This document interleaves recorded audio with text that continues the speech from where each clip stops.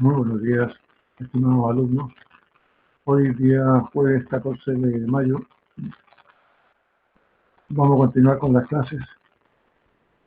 Ya estamos en el tema 2 de la unidad 2. Se lo voy a mostrar a continuación. En esta unidad, el tema más relevante es el que aparece en su título, que es equilibrio cuerpos rígidos. Nosotros ya vimos en las clases anteriores todos los temas que tienen relación con las fuerzas, análisis de las fuerzas, descomposición de fuerzas, suma de fuerzas, sistema de fuerzas concurrentes, en equilibrio. Ustedes ya vieron el efecto que producen las fuerzas en cuanto a lo que conocemos como momento de la fuerza, momento de pares de fuerza, y terminamos con lo que denominamos sistemas resultantes o sistemas fuerza-par. Bueno, ahora vamos a entrar al capítulo más relevante de este curso de mecánica estática, que tiene relación con el equilibrio cuerpo rígido. Estamos hablando de equilibrio de cuerpo rígido. Por lo tanto, la condición que se da acá tiene relación con lo que dice en la primera ley de Newton, fundamental en este tema, donde Newton plantea que el cuerpo está en reposo cuando no hay ninguna fuerza que lo saque del reposo, se mantiene con velocidad constante cuando tampoco hay ninguna fuerza que lo saque de esa condición de velocidad constante. Es decir, la suma de fuerza igual cero. Porque en el caso concreto de los cuerpos rígidos, hay que agregar la condición de que la suma de los momentos también sea cero. Esto es relevante, porque nosotros ya vimos en el caso del sistema de fuerzas concurrentes, donde bastaba con la sumatoria de fuerza igual cero en el punto de concurrencia. En el caso que vamos a ver ahora, en el caso general, indudablemente, tenemos que agregar entonces la sumatoria de fuerza igual cero, la suma de momento igual cero. Como está planteado acá en este tema 2 de la unidad 2, equilibrio de cuerpos rígidos en el plano. Nosotros vamos a ver dos situaciones que son típicas. La primera de ellas, equilibrio de cuerpos en el plano. En este caso, lo que nosotros suponemos, o partamos, mejor dicho, por el caso general. Las condiciones de equilibrio general del cuerpo. Es decir, nosotros tenemos un cuerpo sometido a fuerzas y pares de fuerzas. Está aquí mostrados como momentos M1 y M2, que son pares de fuerzas. Este conjunto de fuerzas sobre ese cuerpo rígido va a establecer algunas condiciones. El sistema resultante, que ya vimos anteriormente. ¿Cuál es la condición de ese sistema resultante? La condición es para que se establezca el equilibrio es que ese sistema de fuerzas resultantes sea igual a cero. Es decir, como lo establecemos en estas ecuaciones generales, la fuerza resultante o resultante de fuerzas o la suma de fuerzas sobre el cuerpo tiene que ser cero. Y la otra condición es que el efecto de giro que pueden producir esas fuerzas también sea cero. Es decir, el momento resultante sea cero. Ahora aquí, es importante recalcar que la suma de fuerzas igual a cero implica sencillamente sumar todas las fuerzas del cuerpo, independiente de su punto de aplicación, sean o no sean concurrentes, y sumar todos los momentos producidos por todas las fuerzas en un punto cualquiera del cuerpo. Aquí es importante recalcar que no necesariamente puede ser el punto O, puede ser en cualquier punto del cuerpo que estamos analizando. Ahora, al equilibrio en dos dimensiones, muchas veces es más cómodo trabajar sencillamente con las ecuaciones escalares de equilibrio. ¿Qué significa esto? Que nosotros estamos prescindiendo de las ecuaciones vectoriales. Si el sistema de coordenadas del sistema del cuerpo lo establecemos como un sistema X, Y, sencillamente lo que vamos a decir nosotros que las fuerzas en el eje X y las fuerzas en el eje Y, la suma de ellas no tiene que dar cero. Ya tenemos dos ecuaciones que derivan de la ecuación vectorial de suma de fuerza igual cero. Ahora, en el caso del momento, cuando nosotros estamos en un plano, el único efecto de giro que podemos ver es aquel que se produce en un eje perpendicular al plano. En este caso, como nuestro plano es XY, el eje perpendicular al plano de XY es el eje Z. Ahora, en el plano, como ya lo vimos en los ejemplos del tema 1 de esta unidad, el cálculo de momentos. Cuando un momento lo calculamos en el plano, se puede hacer en forma vectorial o se puede hacer en forma escalar. Si lo hacemos en forma escalar y la suma de ellos es igual a 0, bueno, ese momento que calculamos en forma escalar lo podríamos expresar en forma vectorial. Pero la verdad de las cosas es que no tiene mucho sentido, porque todos sabemos que en el plano XY todos los momentos en cualquier punto de ese plano son momentos orientados en el eje Z. Por lo tanto, es indiferente definirlo como momento en el eje Z. Ahora, en todo caso, hay que tener muy presente que las fuerzas en el eje X y las fuerzas en el eje Y solamente van a producir, o podrían solamente producir momentos en el eje Z, perpendicular al plano. Bueno, porque las fuerzas en X y las fuerzas en Y o son paralelos al eje contrario o cortan al eje contrario. Por lo tanto, no van a producir momentos en los otros ejes. Ahora, desde el punto de vista matemático, funciones vectoriales o escalares, en el caso del plano, al parecer, nosotros podríamos decir que con esto está resuelto el problema. La verdad de las cosas es que yo les comentaría a ustedes que esta es la parte fácil del capítulo de equilibrio, porque hay una parte que es la más compleja y hay que dominar, porque tendrán que es sumamente fácil acordarse de la cuestión de equilibrio. Suma de fuerza igual a 0 y suma de momento igual a 0. Lo que es más complejo es lo que viene a continuación.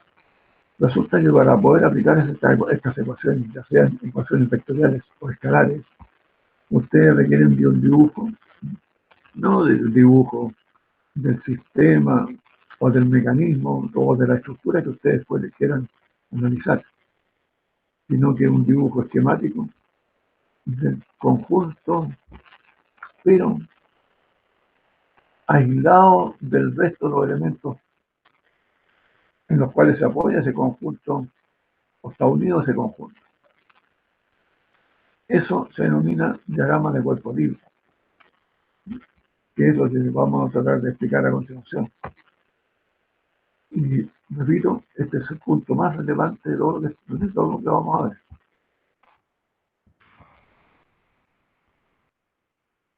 ¿Qué significa esto?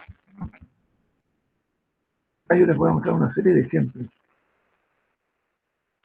Hay que asociarlo con sistemas o estructuras de cualquier tipo, en los cuales esas estructuras están unidas o conectadas con otros elementos.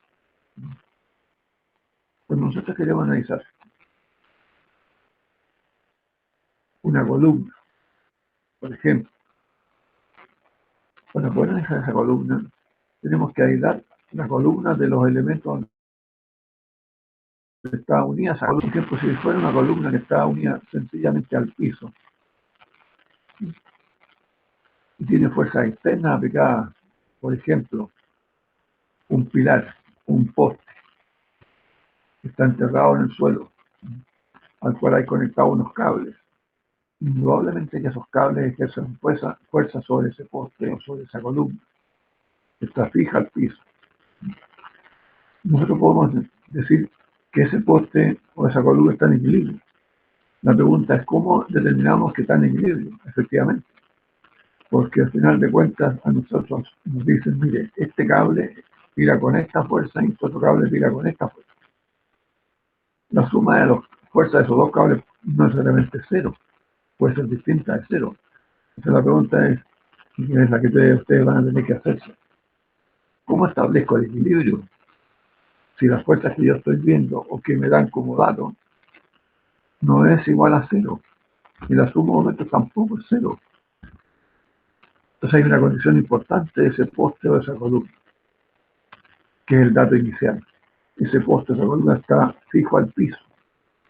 Entonces ahí es donde aparece el concepto de acción y reacción, y lo que es más relevante diría la definición de lo que es fuerza.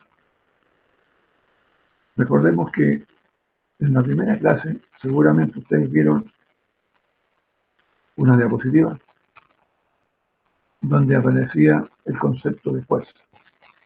Se lo voy a recalcar porque es fundamental tenerlo presente, siempre. La fuerza no es nada más que la acción de un cuerpo sobre otro. Es decir, cuando un cuerpo está unido a otro, está en contacto con otro, en ese punto se va a producir algún tipo de fuerza, ya sea manifestada como una fuerza directamente o como un par de fuerzas, o momento un par. Bueno, esa condición la tenemos que definir nosotros en función de las condiciones reales en que está ese cuerpo conectado con otro o en contacto con otro. Entonces, ¿qué es lo que sucede? Ustedes se van a encontrar con estructuras, mecanismos de distinto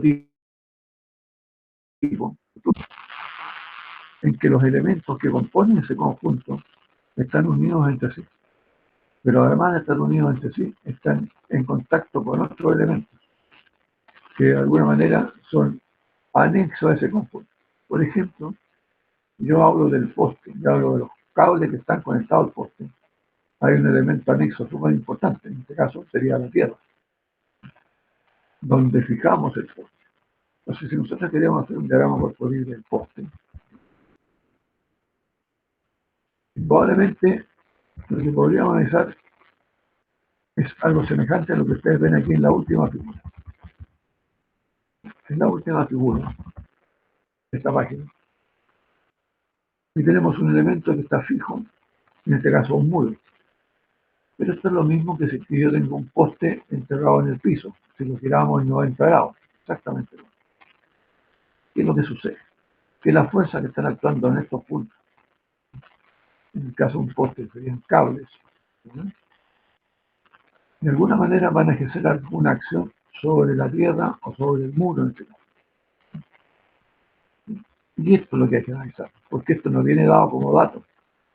Esto tienen que deducirlo ustedes. ¿Y por qué tienen que deducir?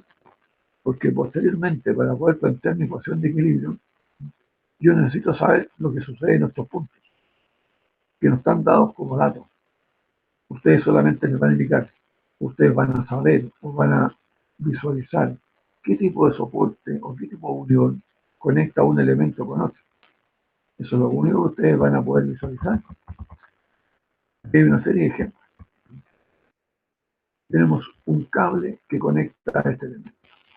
Y aquí tenemos un resorte que conecta a este elemento. ¿De acuerdo? Entonces la conexión entre esto, que es externo al conjunto, este es lo que vamos a analizar, esto que está acá. Entonces en este punto de conexión con este elemento, la conexión se hace por medio de un cable o una cuerda o por medio de un resorte. La pregunta es, cuando yo quiero establecer las condiciones para este elemento que está acá, este elemento, bueno, la fuerza que ejerce el cable o la fuerza que ejerce el resorte en este punto lo reemplazamos por una tensión. La tensión representa la fuerza que está haciendo el cable sobre este elemento. Y desconectamos entonces este elemento, lo desconectamos de este. Aquí hay algo importante. En este dibujo no está representado lo que sucede acá. No está representado. Pero vamos a ver más adelante, con algunos ejercicios, en que en este punto, que está aquí, con una condición obvia y lógica, La fuerza que hace el cable en este punto es la misma que hace en este punto, pero en el sentido opuesto. Entonces aquí aparece la ley de acción y reacción. Si yo hago una acción sobre este elemento por efecto de un cable, en el otro extremo del cable se va a producir la reacción de este sobre una fuerza contraria. Por eso que cuando tenemos este elemento unidos de esta forma física, la tensión no la vemos. Esta fuerza no la vamos a ver. Esa es la gran dificultad, que ustedes van a encontrar con elementos en los cuales ustedes tienen que deducir las fuerzas que están actuando porque no se ven. Ese es el punto relevante de este capítulo de establecer o definir las fuerzas individuales o pares de fuerzas que actúan en un elemento por efecto de la unión a otro elemento o el contacto con otro elemento. Porque en la realidad eso no lo vamos a ver. Un caso muy simple que ustedes pueden visualizar. Una mesa. Todos ustedes han visto una mesa o un escritorio. Está apoyado en el piso. Esa mesa, si ustedes miran por todos lados, no van a ver ninguna fuerza. No hay ninguna flechita o vector fuerza dibujado.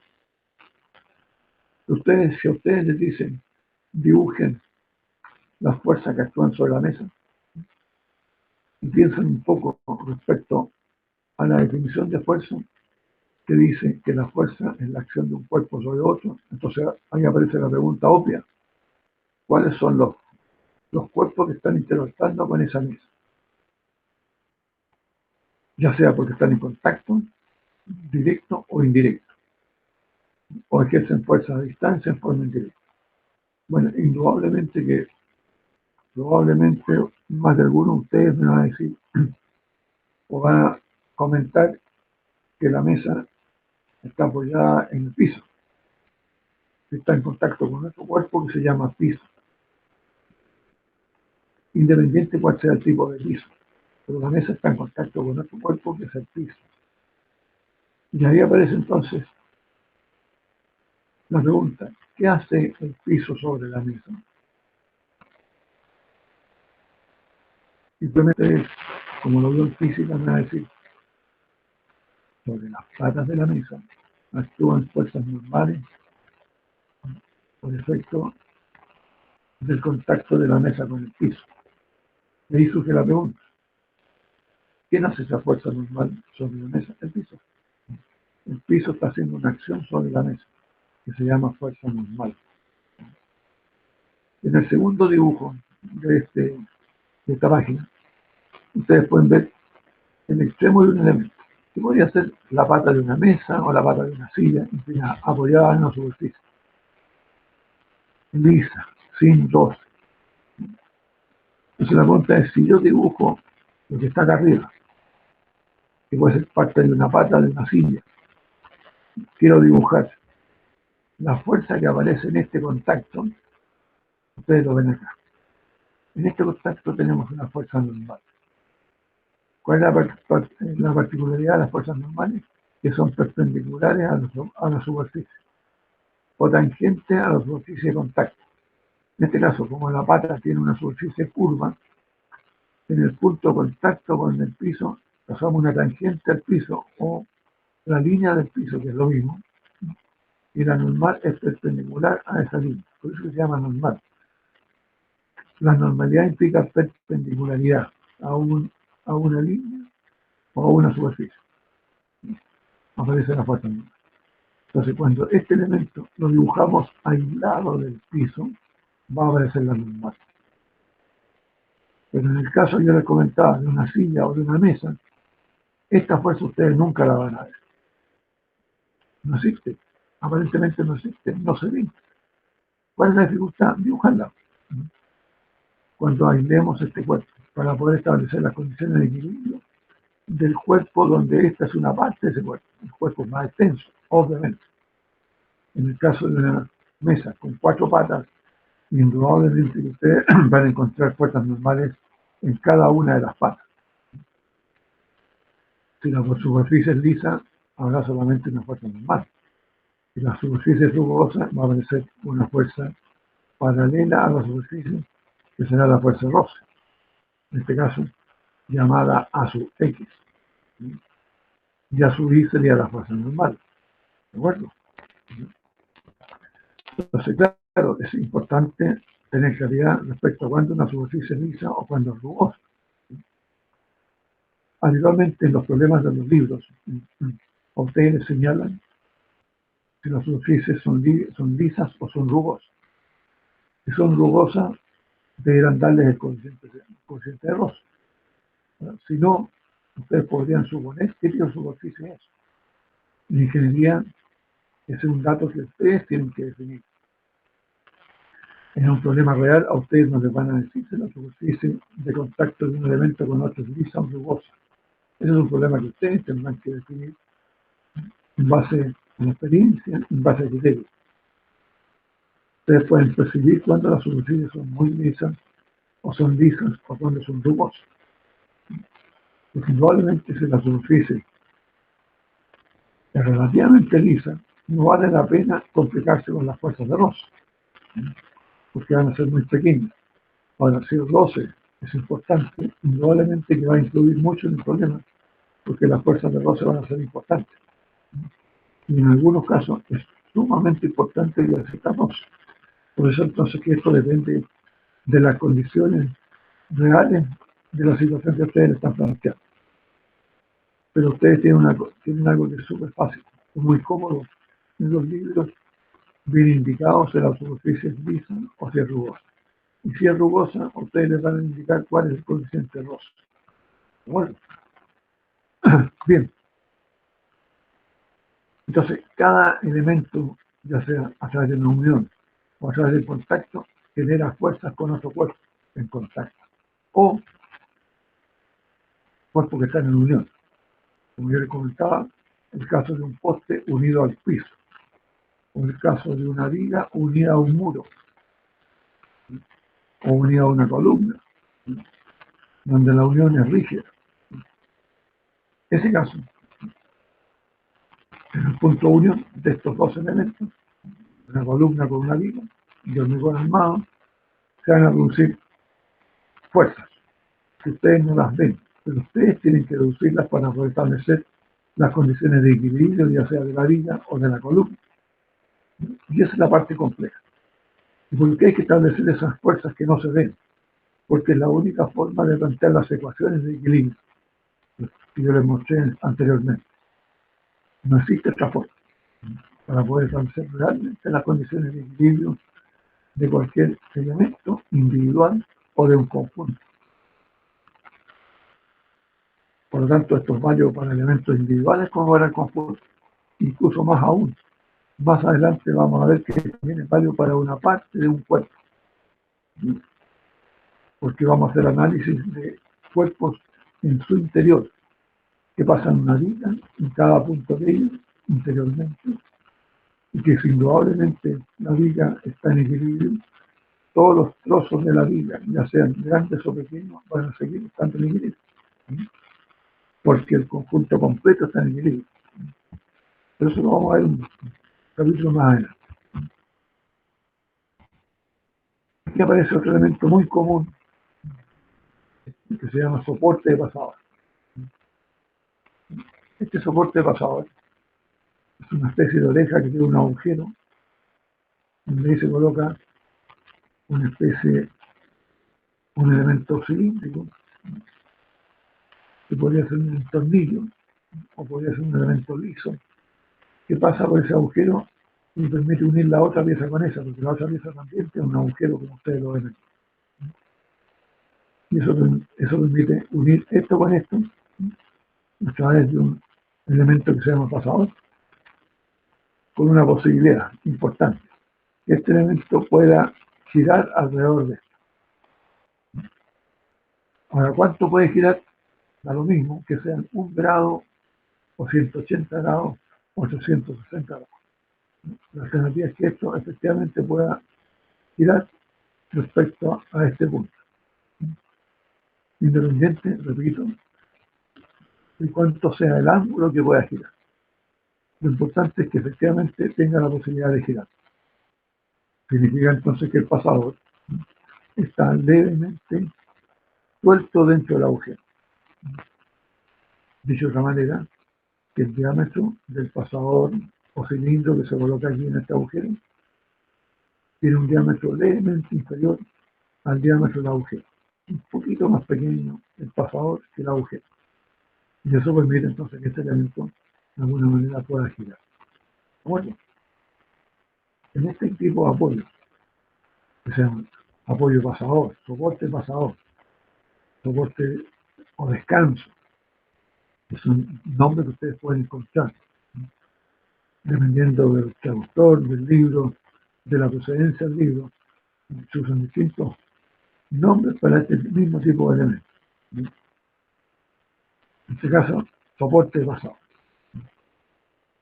Y ustedes se van a dar cuenta que cuando yo separo esta pieza de este soporte, porque quiero analizar cuál es la condición de equilibrio de esta pieza, en este punto de unión, en este punto, fijarse, no en lo que está en otro lado, sino que en este punto se produce esto.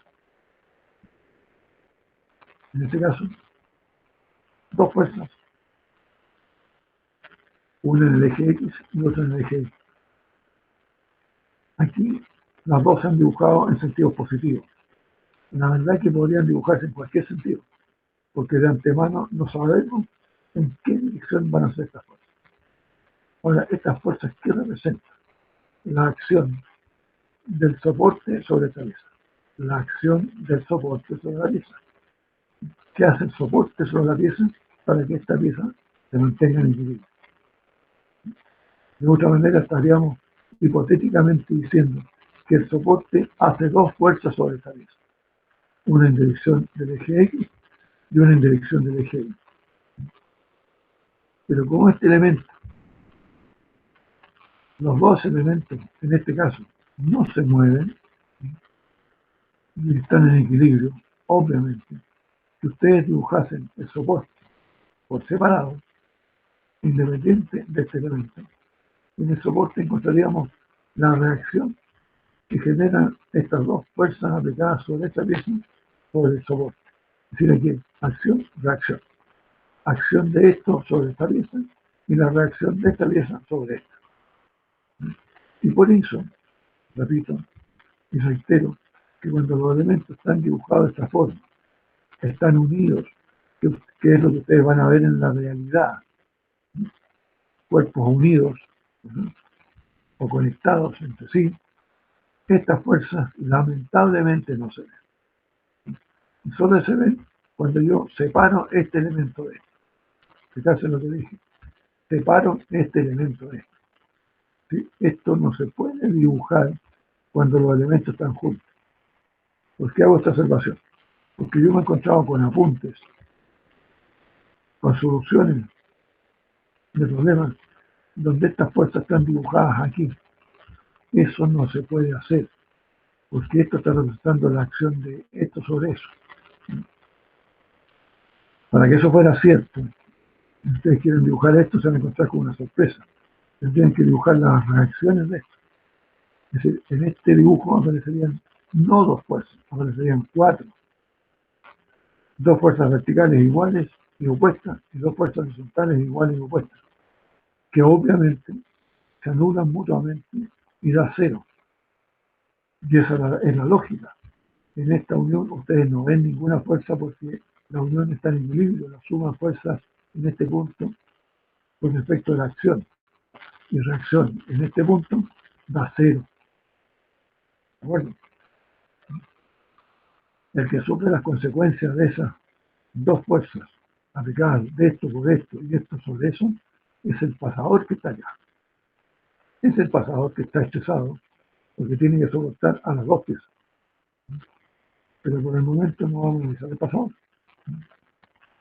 Vamos a analizar el soporte sobre esta pieza o esta pieza sobre el soporte, que se transmiten a través del pasado, obviamente. Pero eso es un detalle aparte, analizar qué sucede en el pasado concretamente. Por último, esta página nos encontramos con una unión rígida. Este elemento está unido rígidamente. Repito, esto puede ser horizontal, podría ser vertical, podría ser incluso inclinado, da lo mismo. Lo que se va a producir es exactamente igual. En este caso, como está horizontal, va a aparecer una fuerza horizontal y una fuerza vertical, una en cada eje. ¿De acuerdo? Si el elemento estuviera inclinado, así, igual podríamos colocar una fuerza en cada uno de los ejes. O podríamos colocar ejes en un plano inclinado. Recuerden que los ejes ustedes lo van a usar dependiendo de la situación del problema. Pero aparece algo nuevo, súper interesante. Este momento, un momento. La pregunta surge, bueno, ¿por qué aparece un momento? Por si acaso, este momento representa el momento producido por un par de fuerzas. No se dibujaba el par, sino que se dibujaba el momento producido por el par de fuerzas. Porque en este punto lo que único que tenemos actuando, o en esta zona, son fuerzas. Recordemos que el momento es un producto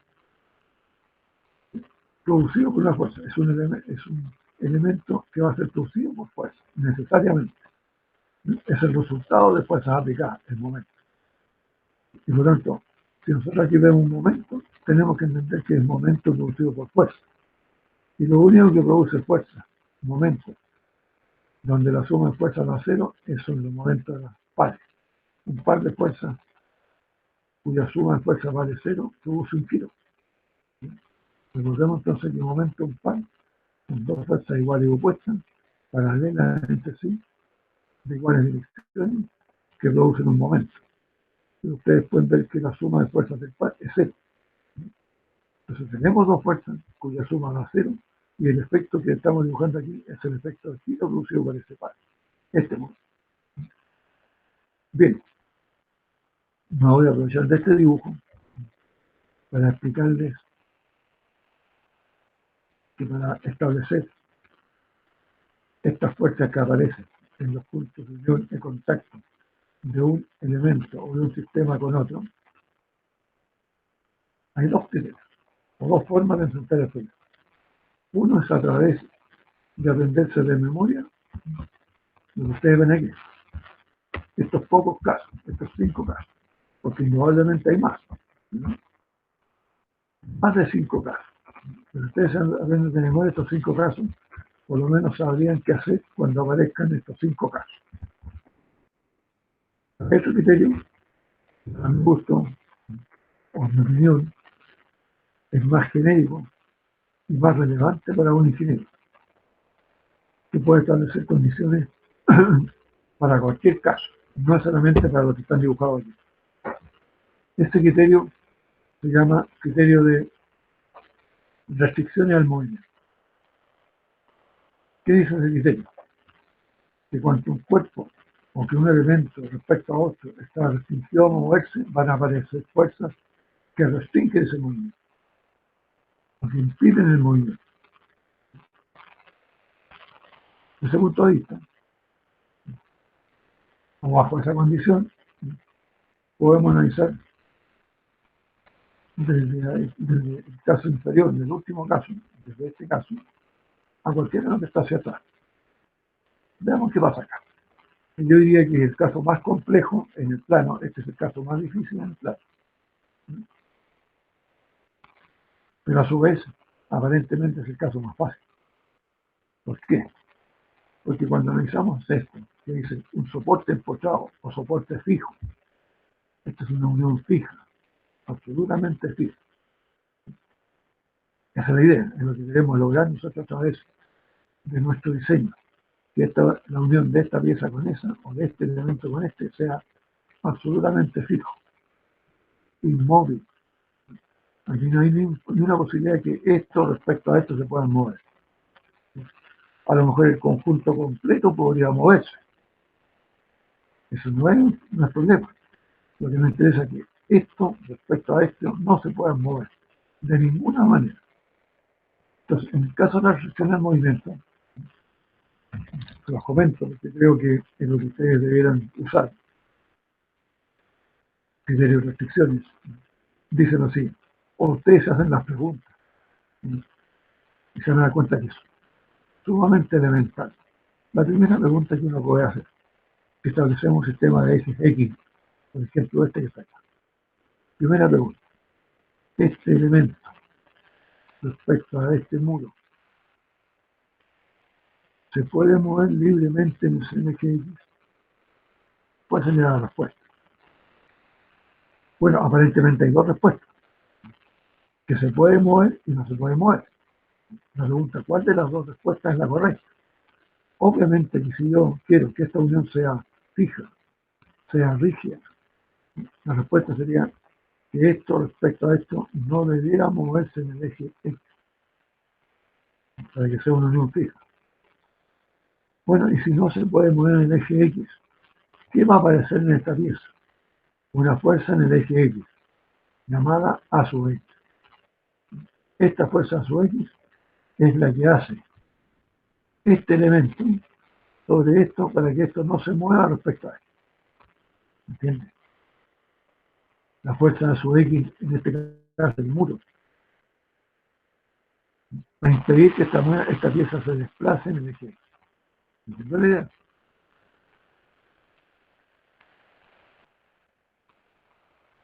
Es como si nosotros tuviéramos un poste enterrado en el suelo. Y la pregunta, si nosotros queremos levantar el poste, ¿el suelo hará una fuerza? Obviamente que sí. El suelo va a generar una fuerza que trata de impedir que saquemos el poste. Y por eso que un poste enterrado en el suelo, en la calle, en cualquier parte, no se puede sacar libremente en dirección, en este caso, del eje vertical. Porque el suelo va a impedir que saquemos el poste, o que el poste se mueva respecto al suelo. Es decir, esta fuerza es la acción que hace el muro sobre este elemento, para que no se mueva en el eje X. Bueno, si se pudiese mover, esta fuerza sería cero. ¿Verdad? Ahora, en el eje vertical, si yo quiero que esto esté fijo respecto a esto, y yo quisiera mover esto en sentido vertical, indudablemente que el muro tiene que impedir que esto se mueva verticalmente, ya sea hacia arriba o hacia abajo. Y esa fuerza es la que aparece aquí como va a subir. La pregunta es quién hace a subir el muro, efectivamente, para impedir que esto baje o suba. Ahora, eso, aquí aparentemente la fuerza a subir está impidiendo que esto baje. Ahora, si lo colocamos en sentido opuesto, estaría impidiendo que suba. Ahora, la pregunta que les puede surgir a ustedes, bueno, ¿cuál de los dos dibujos que ustedes quieren? Pero una de las dos, no las dos, una de ellas. ¿Y por qué una de ellas y no las dos? Porque si dibujamos las dos, anulamos la fuerza y daría cero. Entonces hay que dibujar una sola. Ahora la pregunta es, ¿está resistiendo a que se mueva hacia arriba o hacia abajo? No lo sabemos. Eso es parte de la incógnita. Y por lo tanto, entonces nosotros asumimos un sentido de la fuerza arbitraria. En este caso, las dos fuerzas las han puesto positivas. Ese es un criterio de los signos, por si acaso. Ustedes a todas estas acciones o reacciones le pueden poner el signo que ustedes quieran. Pero en general muchas veces conviene colocarlas todas positivas. Cuando resuelvan el problema completamente, el resultado numérico les va a indicar si el sentido era correcto o no. ¿Me explico? Si ustedes ponen que A sub I es positivo hacia arriba en el dibujo y al resolver el sistema de ecuaciones de equilibrio, A sub I les da un valor numérico con signo negativo, bueno, sencillamente lo que indica ese signo negativo, que la flecha o el sentido de la flecha que ustedes asumieron al principio del problema era incorrecto. Es decir, la flecha debiera ir en sentido opuesto. ¿De acuerdo? Eso es interesante, ¿no? Porque les permite a ustedes no enfrentar una situación de duda. ¿Será hacia arriba o será hacia abajo? ¿Será hacia la izquierda o será hacia la derecha?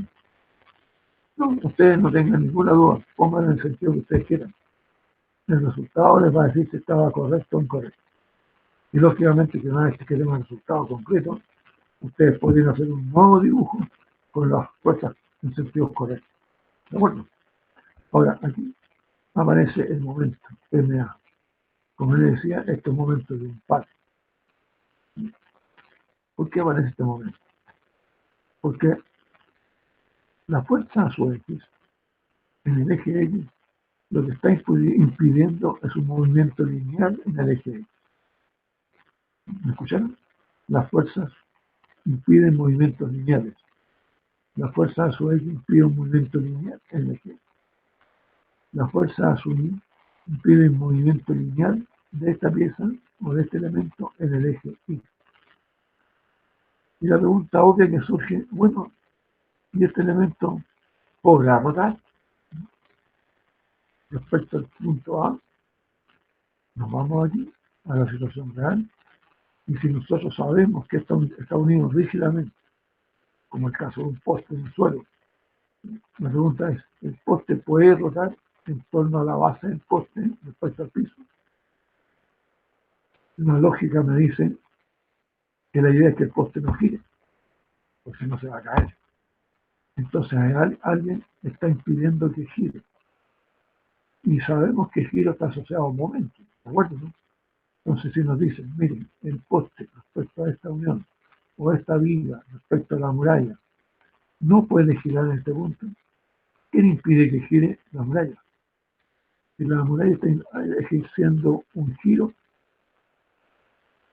está aplicando un giro sobre esta pieza para que no gire. La pregunta es, ¿para qué lado podría hipotéticamente girar esto? No lo sabemos. Entonces colocamos la flecha del momento en sentido antihorario o horario, como ustedes quieran, porque no saben de antemano hacia qué lado está impidiendo que gire la viga respecto al muro. Y si esto estuviera vertical, podríamos decir la columna respecto al piso. No sabemos en qué sentido tendería a girar si aplicamos una fuerza acá. Va a tender, obviamente, si aplico la fuerza hacia abajo, esto va a tender a girar en sentido horario. Y para que no gire, el muro tiene que hacer en el punto de unión un momento contrario para que no gire. De manera que la suma de los giros sea cero en este punto. ¿De acuerdo? Un giro producido por la fuerza aplicada sobre la viga, más el giro producido por el muro sobre la viga, es la suma de esos dos momentos tiene que ser cero. Pero como estamos dibujando en este caso esta pieza sola, que podría ser una viga, aparece este momento, o un par de fuerzas. Esto representa el momento de un par de fuerzas. Más adelante podríamos cambiar este momento por un par de fuerzas reales, pero por ahora vale la pena dejarlo sencillamente como momento. Si ustedes se fijan, hay una diferencia entre este tipo de unión y el que tenemos aquí. Aquí tenemos lo que llamamos un soporte, ¿de acuerdo? Que tenía un pasador. Bueno, analicemos bajo el mismo criterio de restricción del movimiento qué pasa en este caso. ¿Qué sucede? Ustedes se fijan, en este caso, donde tenemos un pasador que no impide que esto gire, va a suceder lo siguiente. Cuando yo analizo si este elemento respecto al soporte y me pregunto, ¿se podrá mover en el eje X? Va a ser la respuesta, que no se puede mover, porque aquí hay un pasador que une el soporte con esta pieza que impide que esto se mueva en el eje X. Por lo tanto, aparece una fuerza en el eje X. Si yo le saco el pasador, obviamente que esto queda libre y se podría mover en X. Por lo tanto, no habría fuerza en el eje X. Cuando se puede mover libremente, no hay fuerza. Importante eso. Cuando un elemento se puede mover libremente en una cierta dirección, no hay fuerzas en esa dirección, en el punto de contacto o punto de unión. La segunda pregunta, esto respecto al soporte, fíjate lo que dice, esto respecto al soporte, ¿se podrá mover así? No, porque por lo mismo colocamos un pasador aquí para que esto no se salga, no se pueda mover así, verticalmente. Y aparece entonces la fuerza vertical. Tenemos respuesta a dos preguntas, movimiento en X, movimiento en Y. Si no se puede mover, aparece fuerza. Si se puede mover, no aparece nada. ¿Qué pasa con los momentos? La posibilidad de que esto pueda girar. Indudablemente que se aplica una fuerza aquí, esto podría girar libremente, suponiendo que aquí no hay roce. Roce es chico, despreciable. Esto podría girar libremente. Entonces aquí viene, si yo me pregunto, ¿puede girar? Y la respuesta es sí, entonces no hay un momento que impida que gire. No aparece un momento. Si por alguna razón esta unión en este pasador la hacemos fija, es decir, el pasador lo apretamos, lo sujetamos rígidamente a esta pieza, o aquí lo unimos con algún pegamento o alguna soldadura, esto queda fijo. Y en ese caso, esta pieza no podría girar. Y si no pudiera girar, aquí aparecería un momento. Pero obviamente que nuestro diseño está hecho para que esto pueda girar. Por tanto, aquí no hay momento. En este punto, fijarse lo que yo he dicho y recalcado, en este punto, porque yo no sé cuáles son las condiciones de los otros puntos que están en el otro lado de la pieza. Esto es particular para este punto, nada más que para eso. Y en los diagramas corporales que ustedes van a tener que hacer, el análisis se hace en cada punto por separado, haciendo abstracción absoluta de lo que pasa en los otros puntos. Por eso mismo, en esta serie de ejemplos a ustedes le han dibujado el punto unión de contacto, nada más. No le han dibujado los otros elementos, porque los otros elementos se hacen análisis independiente de lo que pasó acá. Si volvemos y seguimos hacia arriba, nos encontramos con lo siguiente. Aquí tenemos este elemento apoyado en una superficie rugosa. Y aquí nos hacemos las mismas dos preguntas. ¿Se puede mover en X? ¿Se puede mover en Y? Y las respuestas van a ser lógicas. Si yo esto lo quiero mover en el X, ¿se moverá libremente? Ustedes van a decir, no, no se puede mover libremente porque hay roce. Perfecto. Entonces aparece una fuerza en el eje X, llamada a su X, o fuerza de roce, como que ustedes quieran llamarlo. Porque no se puede mover libremente. El roce impide que se mueva libremente. Segunda pregunta, en el eje vertical, o en este eje, este elemento respecto al piso se podrá mover.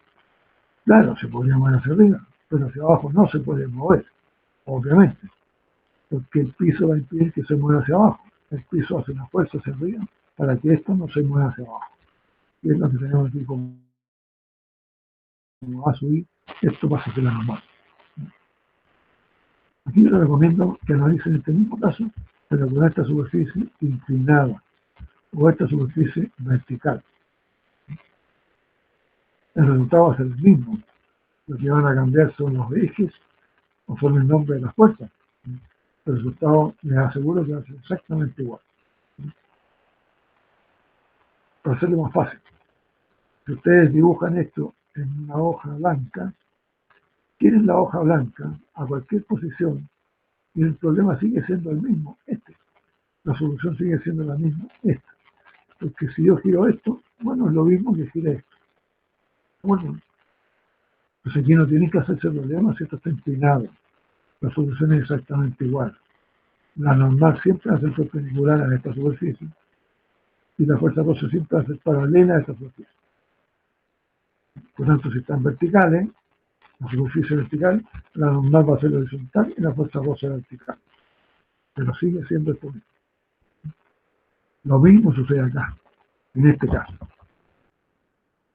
En este caso, este elemento está apoyado en esta superficie lisa. No hay roce. Si me hago la pregunta, perdón, pues la voy a contestar aquí mismo y después lo revisamos acá. Primera pregunta, ¿esto se puede mover en X? La respuesta es obvia, sí se puede mover, porque no hay roce. Este elemento respecto a esta superficie se podría mover libremente. No hay fuerza en esa dirección. Segunda pregunta, ¿en este eje se podría mover? No, porque tocan la superficie. Entonces la superficie produce una normal sobre la superficie, es A. La tercera pregunta, este elemento que está apoyado en ese punto podría girar, así. ¿Cuál sería la respuesta? Que sí puede girar, efectivamente. Si yo tomo este elemento y lo apoyo en esta superficie y le aplico una fuerza acá, este elemento puede girar. Por lo tanto, sí puede girar, no hay momento. Porque hay momentos cuando no puede girar. Bueno, si volvemos acá, nos encontramos con la misma situación. Este elemento apoyado en esta superficie, podríamos concluir sin ninguna dificultad que si aplicamos una fuerza aquí, esto va a poder girar. Lo que no puede hacer es moverse libremente, es decir, vertical horizontal. Pero de girar sí puede girar libremente. Entonces no aparece el momento. No aparece el momento que tenemos aquí, donde esto no puede girar. Entonces, si ustedes perciben yo lo que acabo de decir, cuando un cuerpo en una cierta dirección no se puede mover, aparece el fuerza.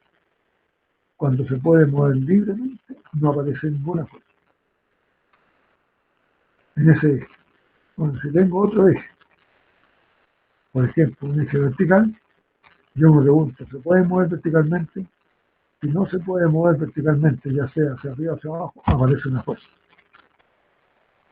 Ahora, si la respuesta es se puede mover libremente, ya sea hacia arriba o hacia abajo, no aparece nada. La pregunta, ¿podrá girar esa pieza respecto a la otra libremente?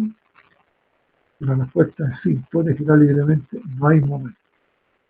Y si la respuesta es no puede girar libremente, está impedido de girar, aparece entonces un momento de reacción o de acción. Bueno, con esto, con este análisis, que lo vamos a continuar en la próxima clase, porque esto es fundamental. No, gracias a hoy, y nos encontramos el próximo martes. Repito, estamos en el capítulo más importante, curso de mecánica estática. Por lo tanto, se requiere que ustedes le presten atención. Y desde ya los invito a que miren los libros sugeridos en el aula. Muchas gracias y nos vemos el próximo martes.